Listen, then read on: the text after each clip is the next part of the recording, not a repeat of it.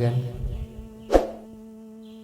Si ilaaleen dandeettii uumaa bare, dhugaa uumamaan didee dhare. Akkamiinan himma muree atoo nama hunda caaltaa, libsuu ija bitaa qofaan ratiinaa onnee sakaaltaa.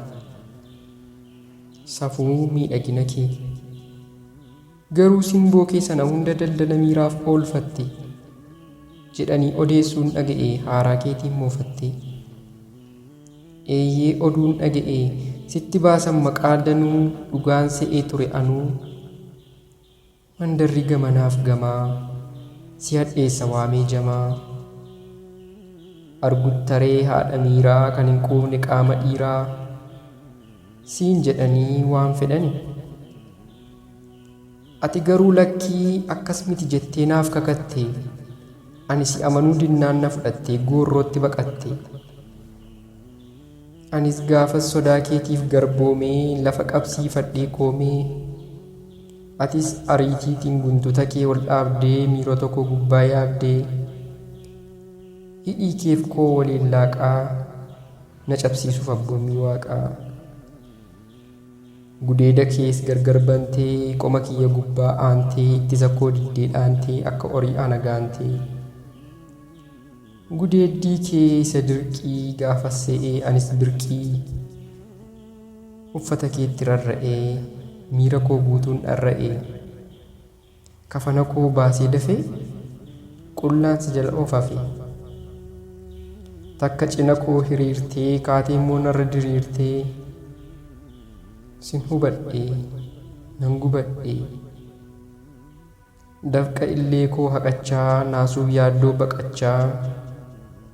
Ka'ee deemuuf maqaaf dhiira nan sodaadhe maqaa nyaachuu. Si waliin ciisuun barbaanne qeerrummaa koo siif gumaachuu.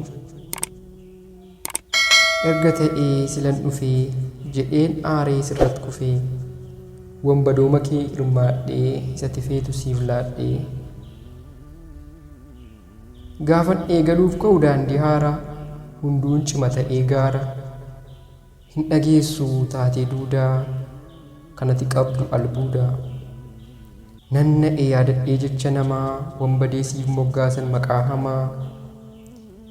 Jedhanii nyaaraa addattee salphoon talaa sagaagaltuu haadha galaa. Of hin beeknee hundaaf laattuu dhiira sagal jala kaattuu, isa jedhan baruuf sirra siibee abbuudduu gasitti dhiibee. Iyya miira koo anis muudee gudeeddi kee didee duude. Atoona addaa ana jalaa utuu boossuu maafan qalaa, beekeera dhugaa kee ati nama gaararraa miti qabda dhamaa. Hundatti kolfitee seeqxaa, simboo keetiin hunda jeeqxaa. Qulqulluu koo mootii durbaa, sin kunuunsaa akka surbaa. Maqaa kee amminaan faalanii qulqullummaa kee haalanii. Isan arge mara qaalluuf hiikee, utuun dhugaasiif ba'u sookkoo diigee. Jedhee qulqullittii furii lubbuu, ati hin goone takkaa cubbuu. Kanaafan dhiisee anis morma qaluu, yeroo kanatti kun siin malu, kunuunsi koo maaf siin galu. Garuu ati garaa murtee akka jedhan gochuuf dhufte. Ani lakki jedheen mormii kaasee, dinqa sana keessaa of baase.